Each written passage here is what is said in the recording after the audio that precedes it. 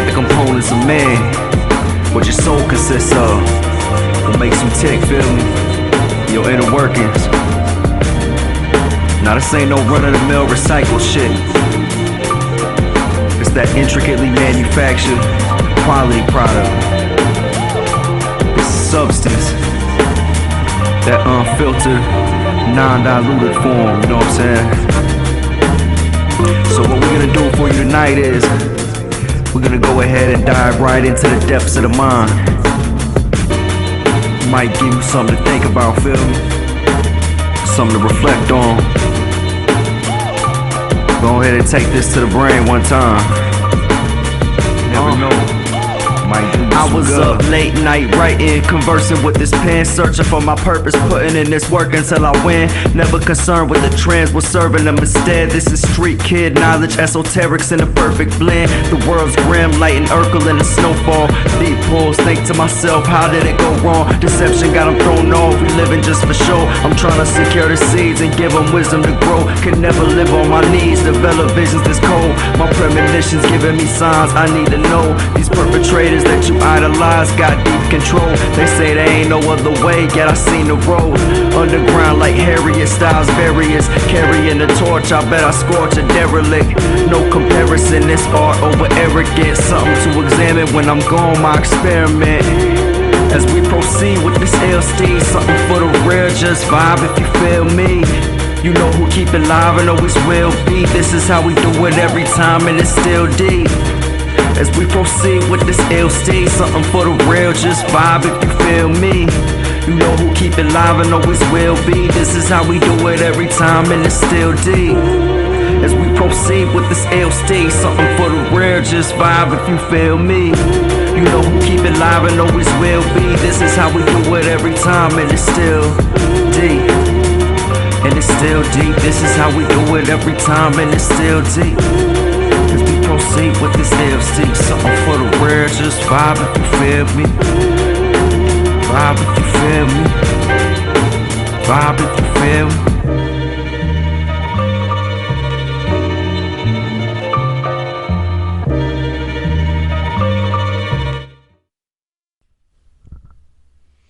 The hip-hop writer is a creator, composing understanding words of cultured brilliance, powering a rebalance of the elements equally. Pages of rejuvenated reaffirmation, simply the almighty leadership of insightful craftwork that stands to build through any confrontation born to be.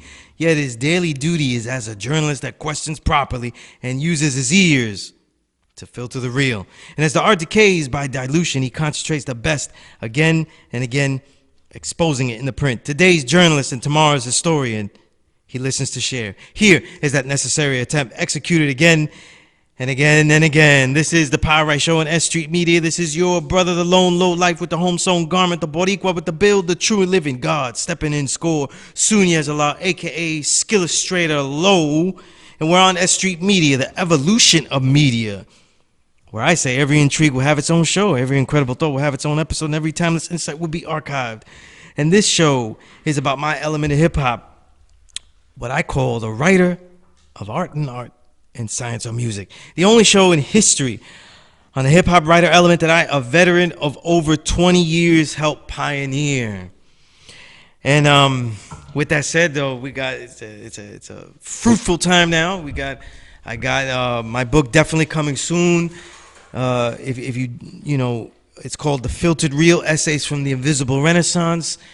It is mainly using 2008, the massive amount of releases, but goes very much into depth about other years, other works, and offers a beginning collection of thoughts and ideas about this last decade of hip-hop music, its influence, its impact, the reasoning behind who I say is the greats, who, you know, why they were great, and also being a sheer display of what I call art on art and science on music, meaning writing about this thing in depth, a science on music, a detail on the music that gives an insight to why any of us, and particularly from my angle, why I would say something is good, why I say something is bad, where like and dislike meets some kind of insight. And then art and art, this all this great music has inspired me to make this an element of my own. And so I creatively wrote about these other great creative works, and that's what I've been doing since I thought of this goddamn idea in 1994, you know, and officially pronounced it in I still remember March 1995, you know, and you know, the book is going to be sold as an ebook, and it's also going to be sold as a paperback. You know, it's almost up there. Soon I'll have the links to both available. You know, to both formats. And got to thank my brother Paragon for working that cover. You know what I mean? It looks great. I think the people are gonna appreciate it, and it's gonna be something that it will stand the test of time as a historical artifact of that time. But you know, speaking of that history, as me as a writer, the upcoming shows in August. These upcoming shows in August, I'm pretty sure. Yeah, I'm pretty sure that I have the entire month booked with guests. You know what I mean? I just reached out and I was like, yo, I'm going to get the people that really, truly I got love for and who have sincerely wanted to come in the show as much as I am honored to have them on the show. Instead of looking for all those people that ought to be on the show and then they never fucking show up. You know what I mean? Got to run out these curses, right? You know what I mean? Just in case, you know. Won't be able to use them soon, you know. Gonna have to. So how do we get rid of this? You know what I mean, right? It's I'm gonna be lost in like a Heavy D Don't Curse video. You know what I mean? And that, which by the way, you know, as a side note, that Cool G rap verse on Heavy D's Don't Curse is one of my favorite verses. You know what I mean? Of all time, and definitely a favorite that just pops in my head when I think of G rap. You know. But anyway, this episode I'm going to keep with a lot of side notes like that, just music talk and things like that, because I have so many guests coming. I really finally want to just talk about all the music. And I got to say, this is the second half of the very last year of this decade, of what I have called this decade, the Invisible Renaissance. And it has been a very potent decade. So I want to talk about a lot of the records I didn't get to talk about. Maybe point out some things that you weren't hearing, or help the appreciation, because that's what it's all about. And then really get it all out of my system, so that way when I have all these guests, we can talk about all these other things, and I don't have these ideas in my head, you know. But before I start all that, right? Art is something that I can display, something that is woven into nearly every piece. As I started to go along, I started to do it more and more overtly. So it has an overt approach where the prose become more poetic and abstract in speaking about the music itself, and then also highlight, you know, with certain poetic stanzas that is inspired from the music itself, you know what I mean? And a lot of other things too, you know what I'm saying? The truth is that the music I'm talking about, the hip-hop music I'm talking about, inspires me in a certain type of direction, but a lot of times it's a combination of other music, you know what I mean? Like, for example, I'm thinking, boy, a lot of Stevie Wonder songs really sparked me to write things, you know what I mean? And sometimes they'll be coupled with the album, the hip-hop album that I'm thinking about or trying to write about, and you know, it just kind of fits together. But so in this quick section of art recital, this is a piece I wrote real quick for my man Genghis Khan. You know what I mean? Not the Genghis Khan of history, obviously, who, by the way, is an intriguing character to study. You know what I mean?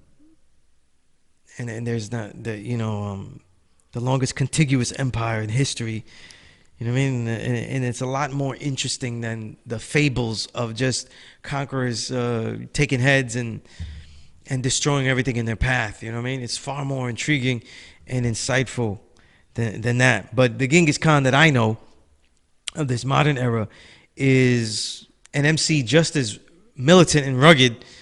Um, and so I wrote, I don't know how this came to be, but I wrote this piece. I call it Grips. Didn't have another name for it, but I called it Grips, and here it goes. Slip into these simple scent grips branded hip hop. Hip hop, the oppressed talk behind the sound walk, the wild fidelity ships that swerve and capsize the canals they vibrates through. Sound the similes like the way Crips just dip into unloading clips, the way our hips be just flat flips to hold our tips, the way days we rip into whips to ride away quips. That life is a breathing disaster that zips us dry, an emphatic drip by drip. These are trips, a return to the essence, just moist lips, these simple sexy grips. You know, it was just playing with that sound right there. But you know, because I always try to relate missing things from the last show, and the last show I spent a lot of time with a classic crate that isn't of another that is actually hip hop and not let's say soul or jazz or funk or salsa or bachata or whatever like that. And I focused and merged it with my ideas about Freddie Gibbs and Doom and what I think is a gross concept, a grossly incorrect concept that Freddie Gibbs is a better MC than MF Doom. But one of the things that, and I think I very much really went into the detail of showing two things last time. That not only has Freddie Gibbs not really dominated this decade, of which this is his decade. This is his first decade out, and he has had records of merit since 2000, really 9, but actual albums that aren't considered like original mixtapes since 2010. Work with Static Selector all the way through to this Madlib joint that has been very strong, very dope. And at one time when he came on the scene, though, it was very refreshing. But let's, he didn't come close, if you look at the entire decade as one of influence and insight. He didn't come to dominate the decade as far as new ideas, innovation that wasn't done before, or reach a level of what Chuck D always talks about, evolutionary heights, where you're not really revolutionizing, coming with something brand new and undone, but evolutionizing it. Like, for example, as a whole, not in particular things, but as a whole, Nas is probably one of the great evolutionary MCs of all time.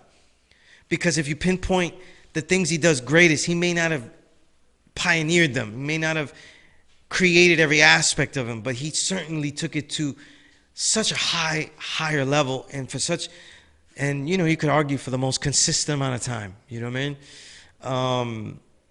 And Freddie Gibbs didn't even dominate like that. Whereas when we look at Doom in the 2000s, those dark ages, one of the side reasons I had called it the dark ages because the excellence of certain MCs wasn't even getting a mainstream nod. Wasn't getting anything. Let's not forget in the 2000s that he dominated since 1999, that last decade, with Doomsday, going into 2000, right? Took whatever parts of 1999 had Doomsday and a little bit of 98, because I'm trying to remember when that first the Hey track with the Scooby-Doo sample, when that came out. Because I remember I first heard it on Stretch and Bobbito really, really late. And mind you, this is when Bobbito, one of the great ears of hip-hop history, was just in the late 90s when people, even themselves, might talk about the Stretch and Bobbito show wavering. You actually get Bobbito playing some of the most progressive artists of the next decade that would come out, and just playing them, you know what I mean? And just playing them.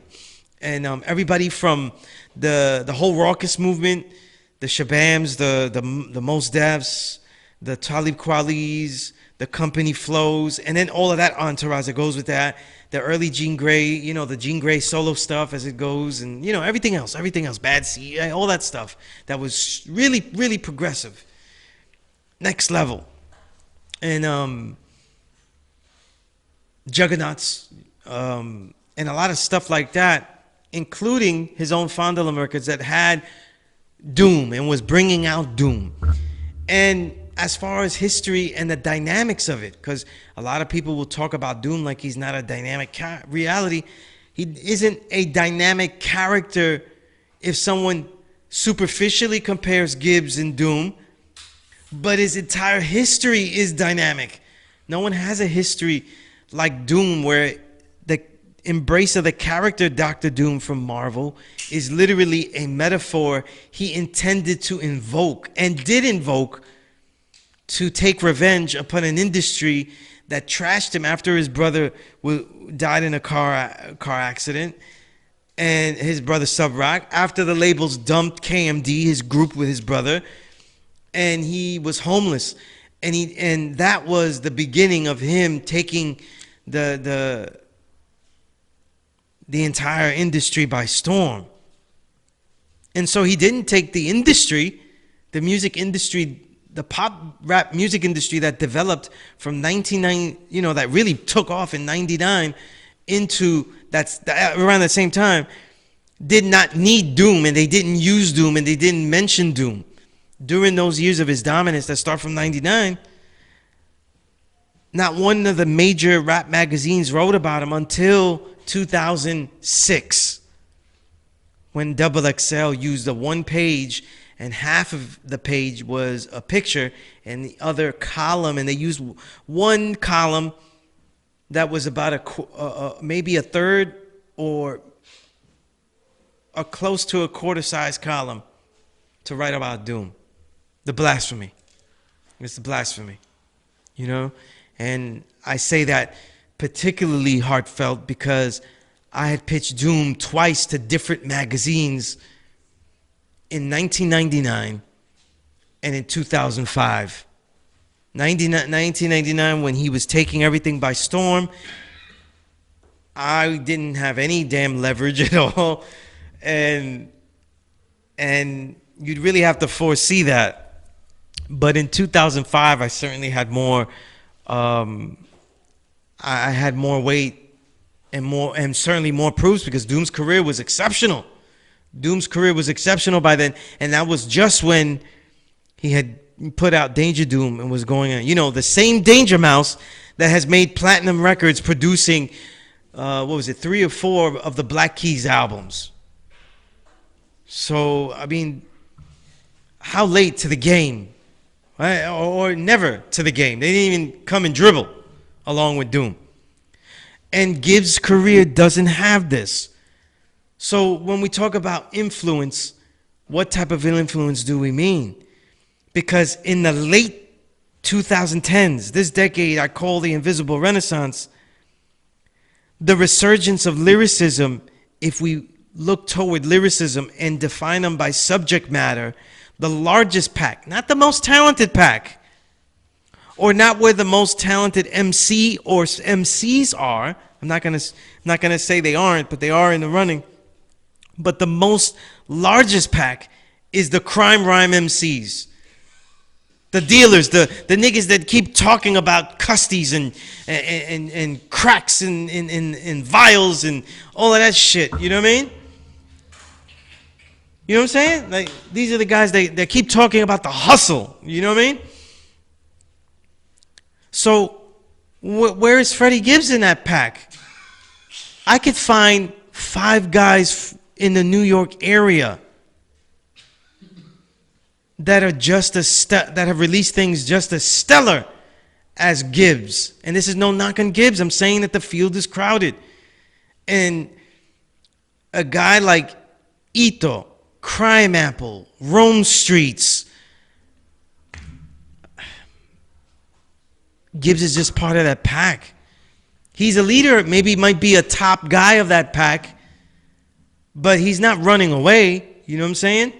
He's not running away with that. You know?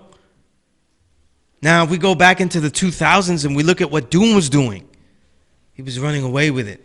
Last week, I Michael Eric Dyson some lyrics from Doom on Mad Villainy.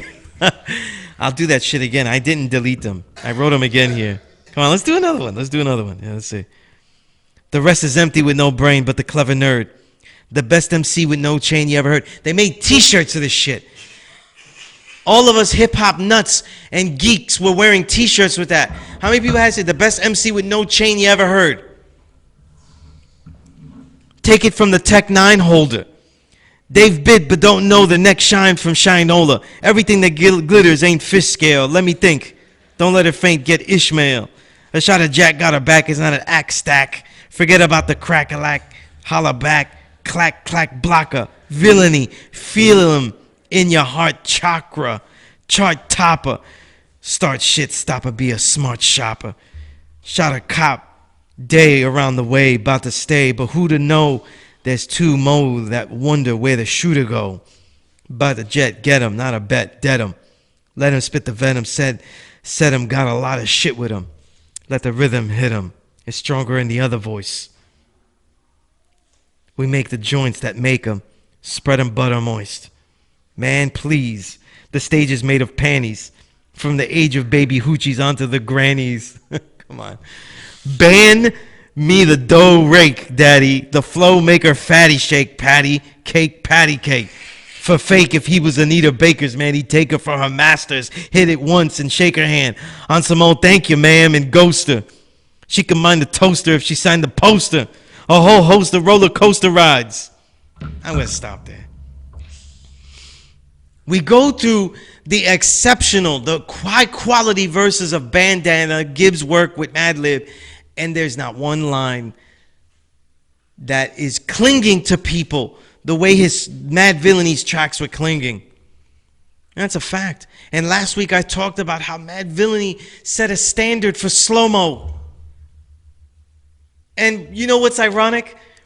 The crack crime rhyme MC of today is the slowest rhyming tempo MC out today. How slow is Ito gonna fucking rhyme? You know what I mean? How slow, Crime Apple literally rhymes in his own pocket. He doesn't even care how fast the tempo is. Rome Streets is another question though. This guy does all speed flows. He's got, oh man, he is just, energetic. But the magnificence of the slow flow rhymer, you know what I mean? Riggs, the up-and-comers like Riggs. You know what I mean? Up-and-comers like Bub Rock, right? A lot of guys out there.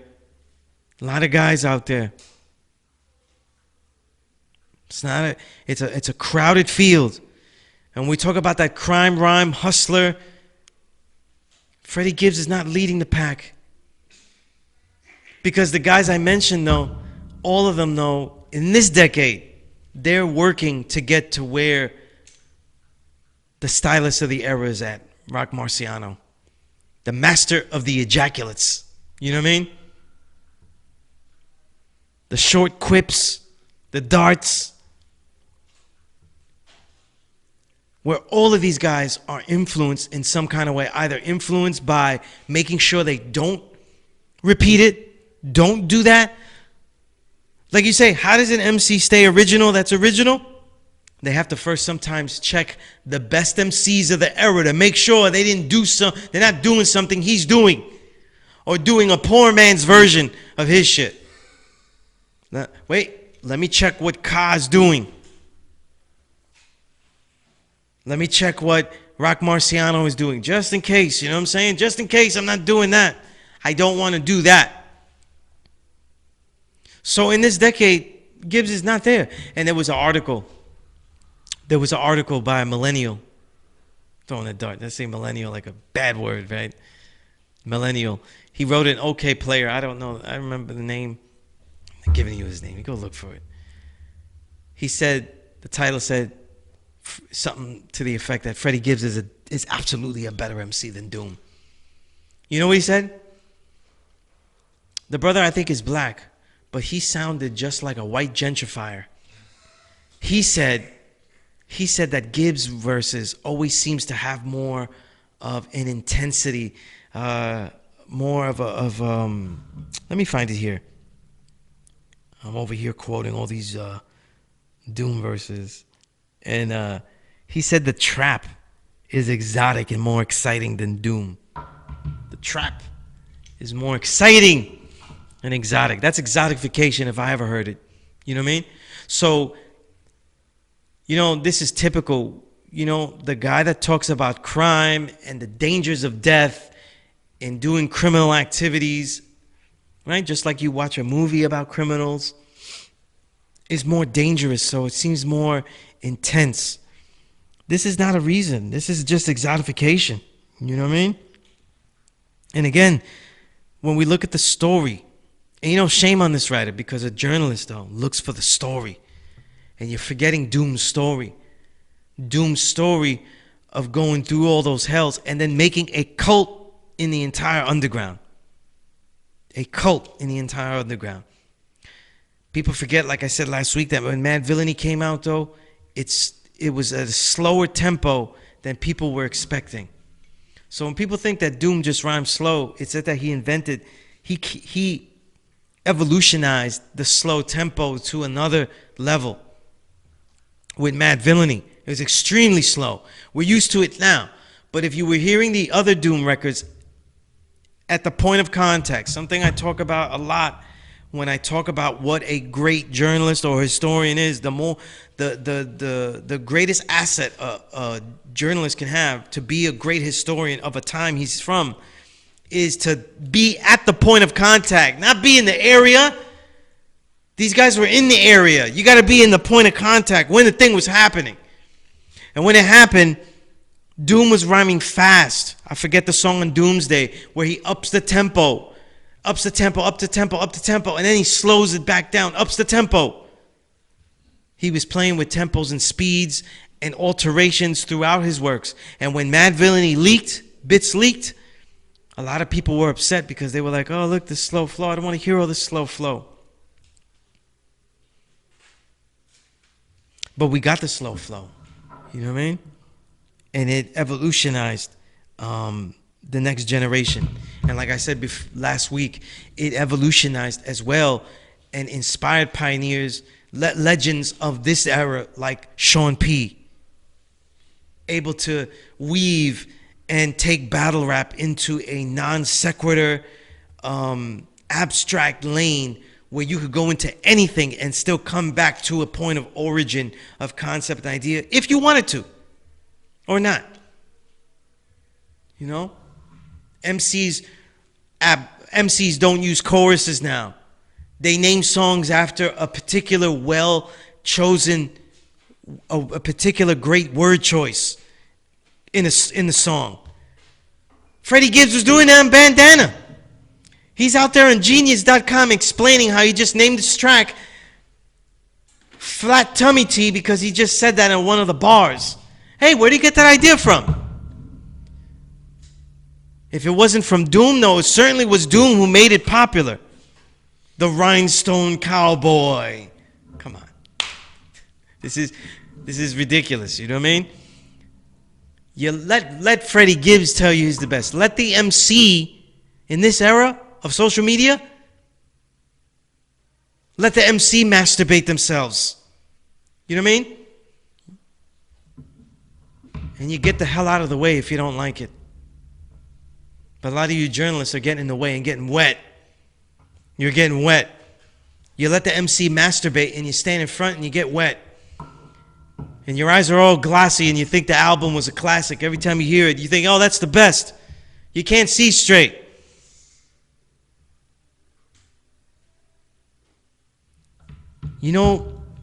One of the reasons that Freddie Gibbs, though, was so embraced was because outside of New York City and the metropolitan area, no one really heard detailed rhymes about the trap, and give him that. They're great detail, but also with dexterity. Double time rhyming dexterity without loss of fluidity. Because that double time rhyme that goes, that's corny. That's not in the flow of the track. That's corny. You know what I mean? But in the East Coast manner. But when we heard it here, we were like, wow, that sounds dope. He could be part of the crowd. But that didn't blow people's minds here like that. We've been there, done that. You know what I'm saying? Been there, done that. Gibbs was resurrecting Flow's retro. It's retro. We heard it before. And Gibbs has continued, and it's his depth and his content that has made him a better MC. It's his detail. Not really his subject matter. It hasn't really changed, so it's not really that. It's like, I could tell you what Bandana was about before I heard it. I wouldn't be wrong, and I wasn't wrong. Right? But since we talked about Gibbs, put that in perspective, you know what I mean? Maybe one day I'll do a MF Doom tribute show. Talk about MF Doom and his legacy, you know what I mean? In detail, you know what I mean? That way I could quote other songs like Phasers, you know what I mean? Right? King Ghidorah, Take Me to Your Leader. Come on. It's just too much. But here's some notes about Bandana, because I really do love this record. And Gibbs really is on the rise. So he's really a great MC, and he really is hip-hop. He said it. Everybody else is wrong that supported what he said. That's just the way it is. You know what I mean? I hope that I have people that respect me when I say I'm a better basketball player than Michael Jordan. Okay? That's just the way it is. A lot of people don't know how high I could jump when I dunk. You know what I mean? But, or is it metaphor, right? But one of the things about this Bandana record also shows how people that talk about records, I'm not talking about the average fan. I'm talking about, because they could make all kinds of mistakes. But the actual media that presents things, especially media that actually talks to Gibbs now, only because Bandana is a perfect gateway to real hip-hop without losing the frivolity of the trap. You know what I mean? Are they talking about this record because it's great hip-hop, or because it's allowable and fits the mode of trap and, niggas killing each other, niggas about to get killed, niggas that barely got, we survived, they didn't get killed, they're not dead, we do street crimes, so it could be left in those cliches. But often with the record, the first thing I think of is Madlib. He often was described, I saw some reviews that said that he was described, they described Bandana as an off-the-wall sampling record for Madlib. That makes no sense. That's like watching a game, a Dominique Wilkins game in 85, and said, wow, that was an interesting Dominique Wilkins game. He really had a lot of dunks in that game. Very, very interesting Dominique game, And Dominique dunk every game. Madlib, his entire catalog is off-the-wall samples. If you're really a Madlib collector, you have his radio albums and his Beat Conductor series. Some of them the majority of them are just off-the-wall samples that no one has. Beat Conductor 5 and 6, I think it's 5 and 6, if I'm correct, definitely 5, is just samples from music from India. If I remember correctly. I'm forgetting which one though.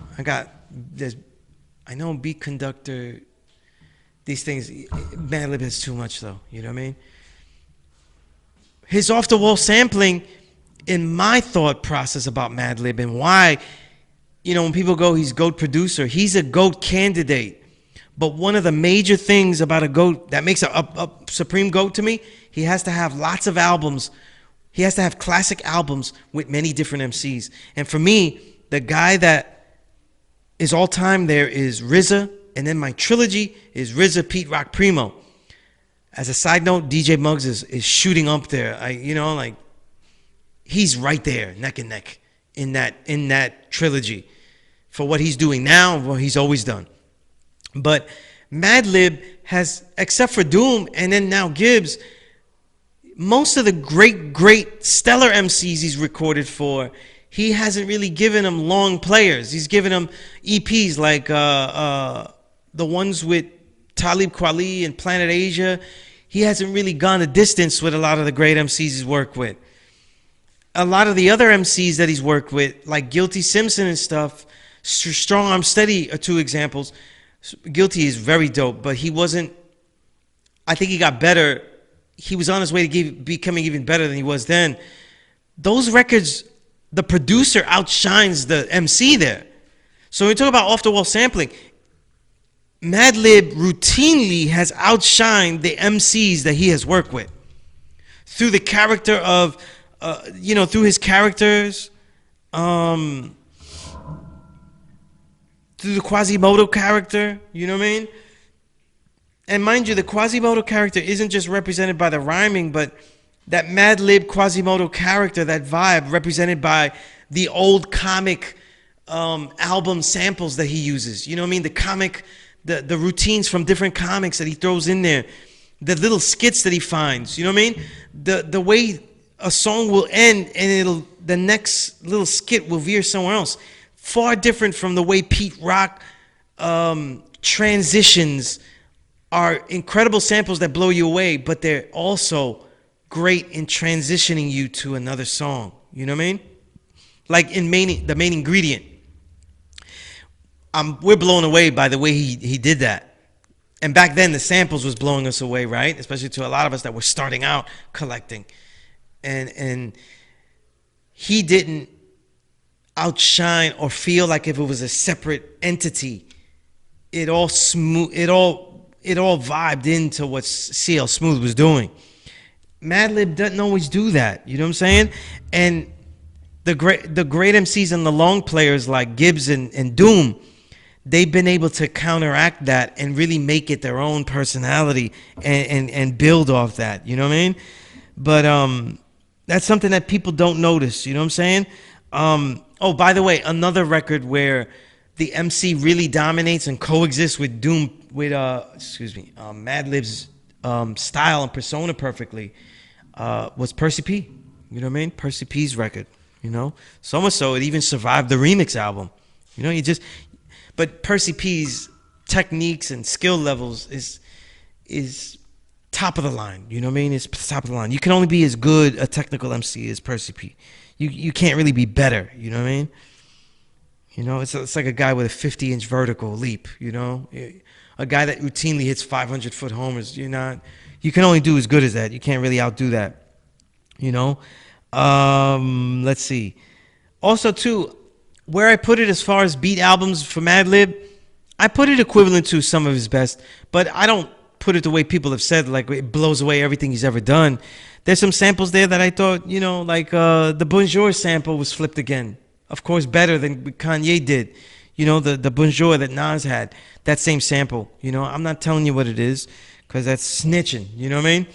But an Education, he used it. And I don't think that, I think he did a better job, but, you know, I could be like that with Madlib because he has albums where every single sample I haven't heard.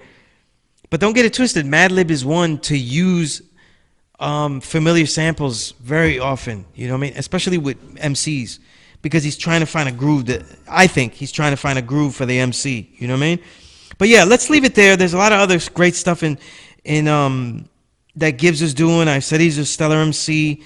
I'm not going to give a list of what I think are the stellar records because it ballooned. It ballooned to about 20. So I'm going to say, let me see if I have a list here. I don't think I updated a list here that would be proper.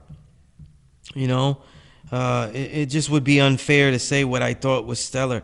But over the weeks, you know, I'll be talking about all of them. But I think we definitely have time, so I could talk about a lot of them that I would like to talk about immediately. You know what I mean? I'll tell you something. You know, this era has a lot of producers that don't really produce for the instrumental. In other words, they don't produce where you immediately hear it and say, I want the instrumentals to this track. But instead, they really produce something that draws out what the MC is about to do. And they're really great at setting up a mood. When I think about who comes to mind with that, I definitely think immediately, guys like obviously Ka for himself, Preservation when he did Dr. Yen Lo. Even though Preservation can make those tracks that make you want to have the instrumentals too, but they're perfect beds for the MC, you know what I mean? Especially for this era where the best MC displays are on very brooding, very moody, very slow tempo, you know what I'm saying? So it's about catching a very dark groove, And the Planet Asia album, Initials on My Jewelry with Dirty Diggs producing. Dirty Diggs is the ideal example of those type of producers, you give yourself like a 15-second snippet to check out what Dirty Diggs gave Planet Asia or any other album Dirty Diggs does, and you're like, it sounds okay, but that's not really how you see the excellence of what Dirty Diggs is usually doing. It's in the vibe that they're catching for the entire album, what was intended, and it's also to compare to see that particular MC. Did he get the best out of MC? What did he get out of him? Other MC for that too would be Giallo Point. Yeah, definitely Giallo Point too. I'm not sure if I talked about this, and I have some notes here, but even I myself haven't heard this album again in a while because I'm literally overloaded and I keep forgetting about it. Because this is an album you want to hear and really enjoy it nice and loud. You know what I mean? These aren't albums you hear and you play in your phone speaker. You know what I mean? Diamond D's Dime Piece 2. Dime Piece 1 is definitely a record I slept on. I think that what Diamond D did on that first one was really adapt to the MCs, you know what I mean? And for me personally, I tended to focus on the lowlights of the album. And I think as I go back and listen, I thought it was a mistake that I made because there's always albums a writer sleeps on and ruins the listings of praise, That's the gamble, you know what I mean? That's the gamble. We don't, especially in a time where it's July and I already have over 160, 70 records already. Over 100 long players. So, when you have that many records, a lot of records don't get that proper listen to the second time. You've got to go on hunch and having a good ear on the first listen to see what you're going to focus on, And it's since I started doing this back in the 90s, there's always a miss, even when there was less records in 94, 95, 96, But, when I heard Dime Piece 2, I really wanted to give this one a chance. Because what I did was I listened to Dime Piece 1 again, just to compare and contrast, and I started to appreciate Dime Piece 1 even before I heard Dime Piece 2. So I listened very carefully, and to me, it really shined. The two main Digging in the Crates producers are Showbiz and Diamond D. And Lord Finesse would have to add, though. But in the beginning, it was Diamond D and Showbiz, you know what I mean? And the thing about it is that Showbiz and Diamond D make a totally different type of boom bap track in today's world. You know what I'm saying? Today, they make, Diamond, for example, especially on this Dime Piece 2, there's more of a snare and hi-hat drowned sound. You know what I mean? Just as, Showbiz is done. Now, Show's drums are very high and sharp, but Diamond, in essence, so he goes for more of a thick scratchiness that fills the room. I can't even say, if you told me that, I would say, I guess I like Diamond D's better. But it goes to show you how good these guys, these are masters. Because the stuff that Showbiz is doing, and I don't even have time because I didn't write notes about Showbiz and Milano's album that came out. And that was a tough one too. You know what I mean? That was a tough one too. And like I said, just overloaded with lots of great stuff. Again, after about 2017, from 2018 on, it seems if music stays this loaded in this quality, really a detailed best of where you put everything into rankings of 1 to 20 to 30 to 40, and you're making distinctions between number 30 and number 35, is really going to be out the window, because it's about acknowledging the stellarness, so that way the listener, the potential listener that reads or listens to our work as journalists and historians, they can come to the appreciation that we're trying to give to it and say, I like that kind of music. I'm going to listen to that one first and see, because I'm on the wavelength of that kind. And that's why a journalist needs to learn how to detail the music and not just say, it sounds hard. It sounds tough. Oh, that's hard body. You know, that's not a description. You know what I mean? But in Dime Piece 2, the adaptations are more subtle to the diverse list of MCs, and they really work. You know what I mean? I give you one song to look at. Listen to Turn It Up with Snoop Dogg. It's a great example, you know, and there's a joy too.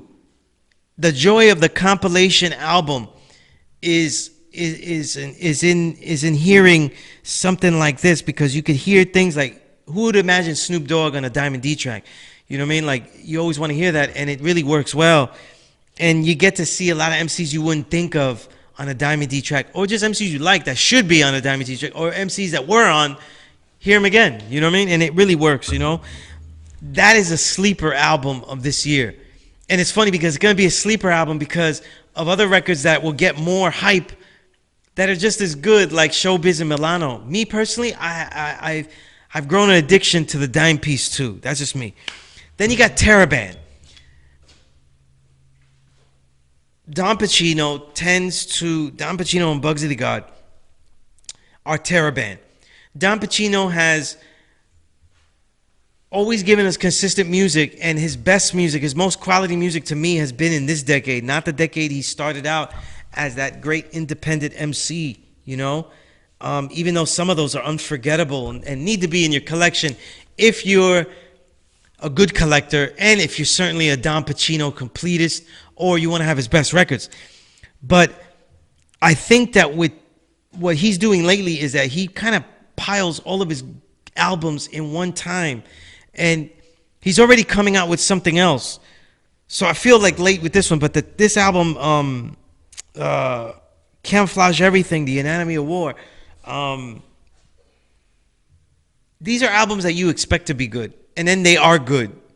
And that's why, you know, when you talk about records that capture the sound of boom bap, but are, you know, have such a great ear to find new producers, I think Don Pacino would be at the top. You know, he'll always make records that I love the most if he's using greats or people I consider up there at the legends at the top. If he's using Fourth Disciple, if he's using Bronze.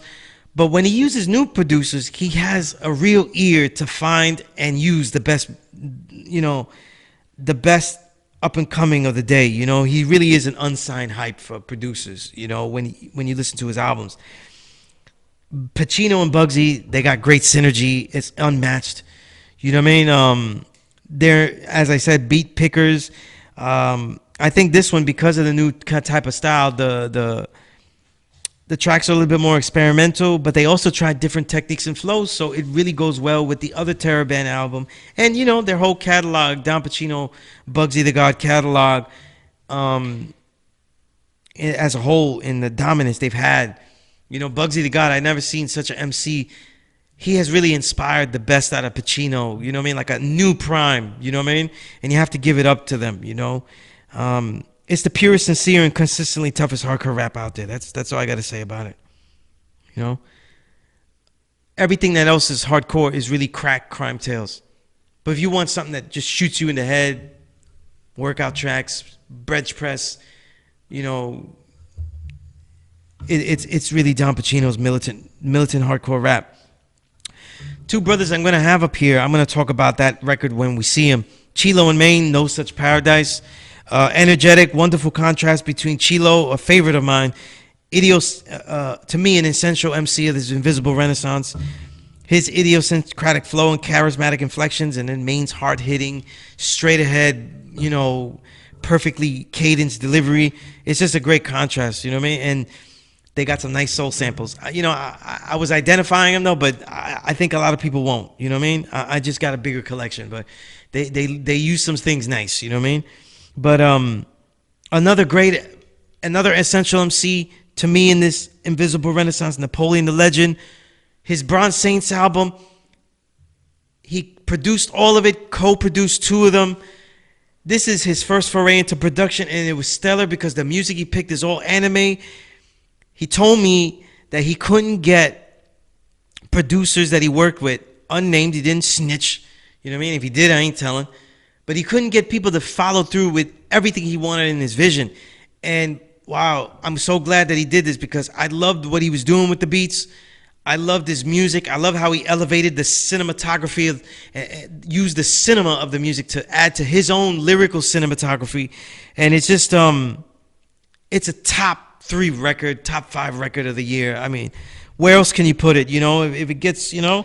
But then at the same time, I heard Cyrus Malachi's The Blind Watchmaker. You know, my brother out there in the UK sends me that, and then it's more mastery. That's all I'm going to leave in there. I think I've always said Cyrus Malachi's an essential MC of this Invisible Renaissance as well, and he is such a master. You know what I'm saying? The storytelling, the battle raps, and one of the perfect voices, like not just the perfect near baritone, scratchy baritone, but he knows how to use it. You know what I'm saying? He really knows how to use his vocals, where sometimes you're hearing it for his lyrics, but other times you're just listening to see how his vocals accentuate the track that he's on. It's just all listening game. You know what I mean? And a 99.9% beat picking genius. You know what I mean? The experiments that you hear, you know, they're just lyrical. You know what I mean? Lyrical forays into more storytelling, different types of storytelling you didn't usually hear, and the commentary. I also think on this album though, his battle raps are some of his best. You know what I mean? And again, it'll be detailed soon. You know, if I have other things to say about it, which I know I will. But again, I mentioned DJ Muggs. I think DJ Muggs. There's no MC that is making a GOAT level producer that is pushing himself higher up the list, that comes from the 90s, that is pushing himself higher up the list at a greater speed and intensity than what Muggs is doing now, working with some of the great young talents and the greatest talents of this era. You know, I also love the worldliness of what he's doing. You know, he's made 3 great albums already with a Puerto Rican, a Haitian, and now a Colombian. You know what I mean? Ito, Matt Kami, and then now the album with Crime Apple, Medallo. And I think Muggs is one of the greatest at evoking the MC to truly be himself. If the MC always was like that, like a Planet Asia, Crime Apple, definitely certain comfortable, Ito certainly comfortable, Matt Kami. But with certain MCs, he tends to bring out their very, very best. You know what I'm saying? With the MCs that are already comfortable, he tends to almost amplify them. You know what I mean? And with Crime Apple, with this one, I think he did that. You know, I heard it once. I've heard it mainly a little less than a handful, maybe 3 or 4 times, and it's up there with what Crime Apple's been doing. You know, he's one of the great smooth out of the pocket MCs. It's almost like he's rhyming. And, you know, think of the beat and the rhymes as a car, and the car is driving. That's the beat, and Crime Apple's the driver, and he's running outside next to the car. He's in perfect syncopation with the car. You know what I mean?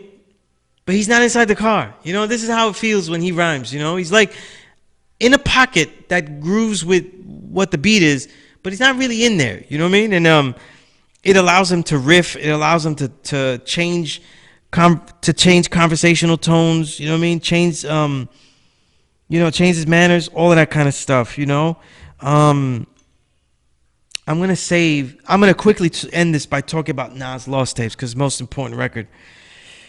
Listen, I think people don't know how to hear music. This is what I think. I think people don't care about MCing, and Nas's Lost Tapes is a MC clinic. It's a clinic. You know what I'm saying? And